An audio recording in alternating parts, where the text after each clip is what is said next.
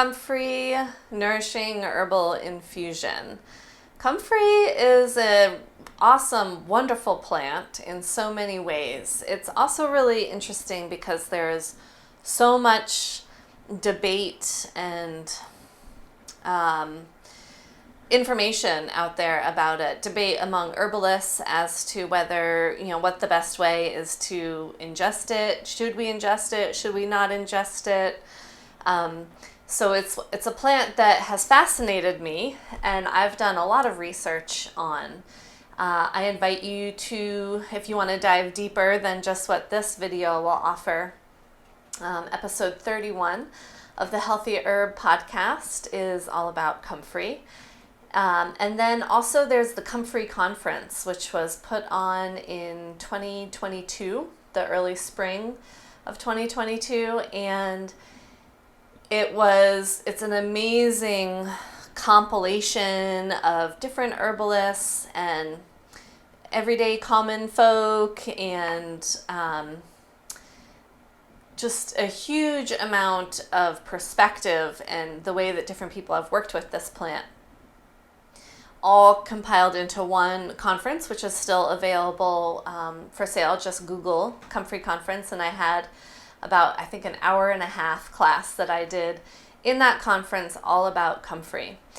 There's also a great book. It's an old book. It's written by Lawrence D. Hills, who really headed up a lot of the hybridization around comfrey in the UK, in Britain. And his book is called Comfrey Past, Present, Future.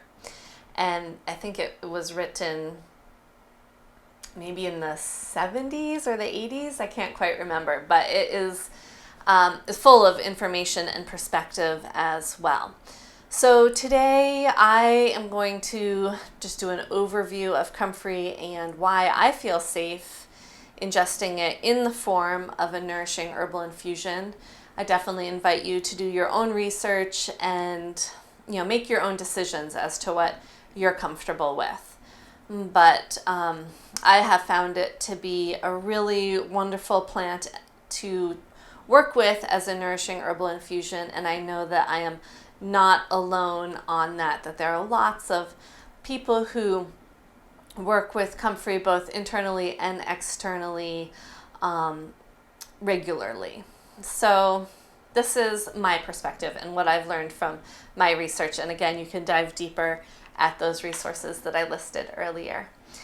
So comfrey, interesting, Symphytum officinale, or a variety of other species and cultivars, all with the genus Symphytum. So the word comfrey comes from a Greek word konfir, the same root that conference is made of, which means to come together. And Symphytum, from the Latin sympho, like symphony, which also means to come together, join together, harmonize. And so really, comfrey traditionally is known to bring tissue together, to heal injuries to the skin, the bones, the connective tissue in general. It was also known as knit bone, because it was thought to knit the bones back together after them being broken. So there's a lot of nutrition within comfrey, and for the nourishing infusion, we work with comfrey leaf. And of course, because all of the infusions are only made with dried plant material. So I'm speaking specifically of dried comfrey leaf throughout this talk. But the dried comfrey leaf is loaded in protein, minerals, and minerals include manganese, iron, calcium, phosphorus, nitrogen, potassium, iodine, chromium, cobalt, and I'm sure many more. And then vitamins, carotenes, the B complex, including B12, and vitamin C. There's also a lot of mucilage in the comfrey, mucopolysaccharides, which are really healing to mucous membranes in the body. And then there's also a constituent called allantoin, or allantoin, which is really known as the healthy cell proliferant attribute or constituent within the comfrey. So that is a constituent of plants, and I believe also I want to say cow urine, ironically enough, but is harvested and added to beauty care products to help healthy skin and whatnot. And then there is also the pyrrolizidine alkaloids within comfrey, which is what a lot of the debate and fear around comfrey is based on. So the pyrrolizidine alkaloids are poisonous constituents. All alkaloids have a poisonous tendency. Some are medicinal and some are not. And so I think there's a wide range of PAs, that's what they're called for short, pyrrolizidine alkaloids, PAs. And comfrey has a handful of them, or a variety of them. Other herbs have other different, so there are some that are more hazardous and some that are less hazardous. Comfrey has a little bit of both in them. And the pyrrolizidine alkaloids, our body metabolizes them, or our liver metabolizes them. And the metabolite, the constituent that it turns one or two of the specific pyrrolizidine alkaloids into, causes problems, is known to cause veno-occlusive liver disease, which means it can block the vein that leaves the liver, maybe the main vein that leaves the liver, and can block it. So then there's a buildup of blood, and the liver is a flow-through organ. All of our blood, from my understanding, flows through our liver every hour. So we don't want any blockages to happen there. That can be really dangerous for the health of the liver. And so that's the concern with the comfrey. Now, there are some reasons around that I feel personally safe from my research and from what I've heard of other people working with comfrey leaf, dried comfrey leaf, and that is that the PAs can easily be denatured when the plant is dried. So there's a lot more PAs in fresh comfrey leaf than there is in dried comfrey leaf. There's also a whole lot more concentration of PAs in the comfrey root than there are in the aerial parts. And also then in the aerial parts, there's a lot more PA concentration in the fresh young spring greens and the early leaf buds. And then as the leaves grow and the plant grows into the full stalk, there's less concentration of PAs. So when we harvest the comfrey, we're harvesting it when it's in bloom. So we get the stalk and the leaves and the flowers for the infusions. The other thing with PAs is a lot of the scientific studies that are done with PAs are where they actually extract the PAs and turn them into a drug and then inject them into mice and see what kind of horrible results come of that, which horrible results do come of that.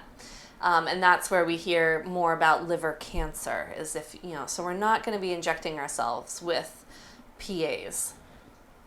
And we're going to be working. And so then also the other thing about PAs and alkaloids in general is they extract a lot more readily and concentrate in alcohol.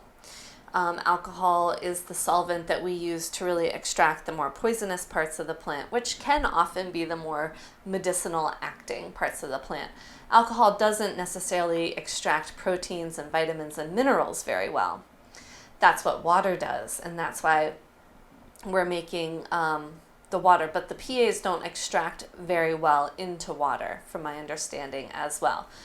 So we are using dried leaf in a water-based extract or water-based infusion, and so in that way, and we're maybe consuming 1 quart a week at most, and at that rate of comfrey ingestion seems to be very safe. So one thing that I really harp on in other classes that I've taught about comfrey is that comfrey teaches us right relationship, how to be in right relationship with a plant. How do we get to know the plant and all of its complexity, and then how do we, based on that complexity, how do we work best with the plant so that we can reap the benefits and protect ourselves from any potential hazards. So definitely cooking plants tends to denature a lot of the poisonous constituents within them, especially if we cook them for a long amount of time, which is what we're doing with the infusion. So that being aside, there's a lot more research that you can do on that, but I will say that most of the history, and it was mostly really in the 80s that people were having negative health reactions to ingestion of comfrey. A lot of it comes from ingesting root capsules of the root. So that's probably the most hazardous way to ingest the comfrey. Another man ran into problems when he was eating like steamed fresh comfrey leaf. So that's why we definitely want to make sure we dry it. We're not going to be putting comfrey leaf in our smoothies, fresh comfrey leaf in smoothies, right? We're going to be drying it and then cooking it for a long amount of time in water. Okay, so that's as far as I'm going to go with that. There's plenty of research that you can do further if you're interested.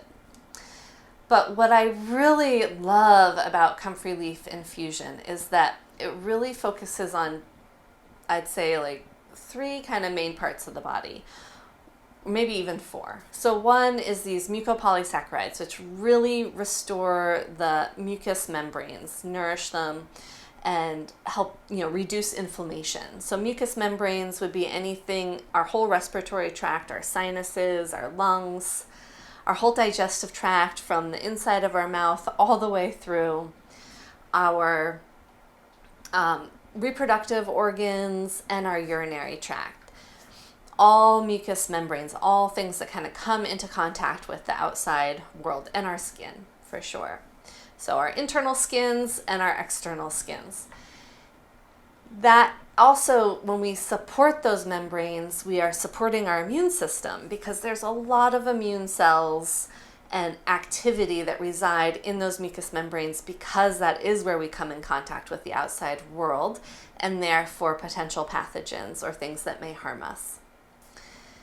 Then also, comfrey really supports the strength and flexibility of connective tissue. So our ligaments, our tendons, our muscles, our bones, our joints, all our skin and our hair and our nails are all supported by comfrey, especially if there's been any injury to them, or strain or overuse, or if we're expecting there to be injury, like in surgery, or if we're healing from surgery. Very also anti-inflammatory, comfrey is, both with the mucopolysaccharides and with the whole connective tissue connection. And then also, one thing that comfrey is really interestingly beneficial for is, as a side effect, it has specific proteins in it that are specific toward bolstering our short-term memory. And I think that we're going to find with aging more and more that short-term memory becomes an issue. And so the more that we can help to promote our memory functions, the better off we are. And comfrey is great at doing that as well.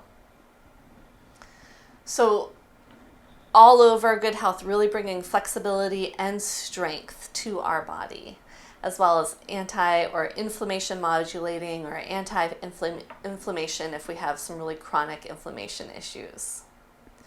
Ways that I've worked with comfrey, well, I had a really bad knee injury, and I actually never got it imaged, so I don't know I did go to physical therapy, but I don't know exactly the extent of it. Pretty sure that I have a torn ACL still to this day, but there were lots of other strains and tears and potentially cracks in bones, and it was just not a good situation. And comfrey was an herb that I relied on heavily, and I feel back to close to my it's a new normal for sure, but I think that both comfrey internally and externally really helped. And then also I had an emergency appendectomy probably 9 or 10 years ago. And I worked with Comfrey every day. I probably went through a whole pound of Comfrey within 2 weeks. And I just ingested it every day to help heal from that surgery. So an ounce of Comfrey looks like, hard to see with the glare, but it's about here on the jar. And I find it to be a very milky flavor. It has some tannins, so it has some astringency, but it also has those mucilaginous constituents, which really offer like texture. So it's both astringent, but also a little slimy. So it can be a little weird texture for folks, but I really don't mind it. It's very green tasting. Hot chocolate seems to be a favorite for some people to mix it with. I tend to like it ice cold. Now I will often, you'll notice it strains a little slower because of all those mucilaginous constituents to it. But I find that because I use the straining rag, I can really squeeze out all of that mucilage, which is what we really want for a lot of its healing properties. If you aren't straining this way and you just strain your herb, you can not squeeze it out and you could do a rebrew. So you could just take the herb unsqueezed, put it in a sauce pot, and then pour 2 cups instead of the 4 cups of water. Bring it up to a quick boil, and then turn it off from the heat and cover it and let it sit for another 2 to 4 hours. And it's just a way to really take out all of those mucilaginous constituents from the Comfrey.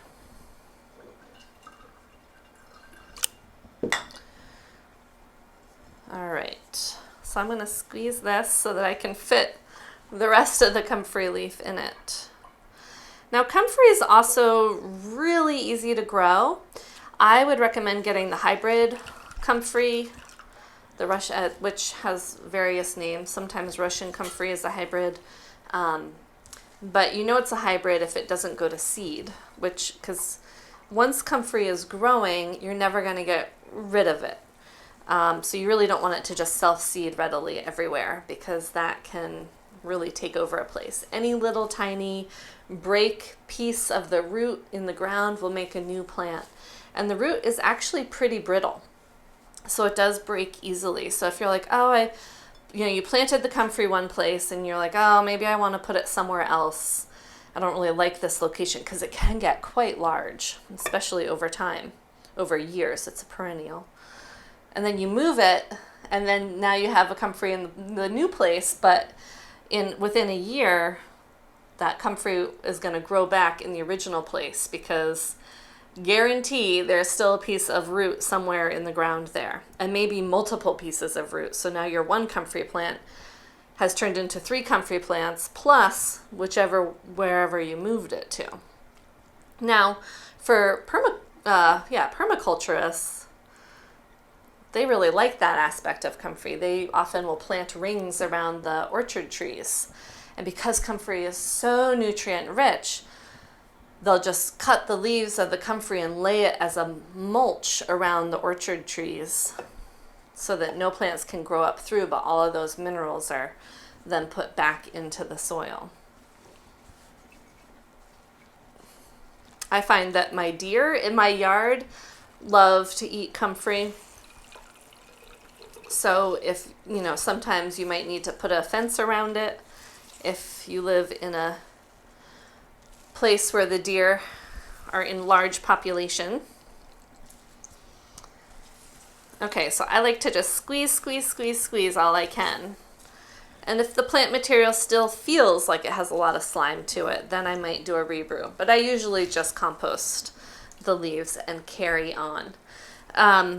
Also, if you have a topical injury or some sort of skin condition, or an injury like my knee injury, what I would do is I would take this, I wouldn't squeeze it all the way out, and I would just take this fabric and I would put it in the freezer, maybe in a bag, in a plastic bag, and I would freeze it. And then when I needed to apply a cold compress, I would apply this as a fomentation where the herb is inside and the fabric is soaked with the infusion.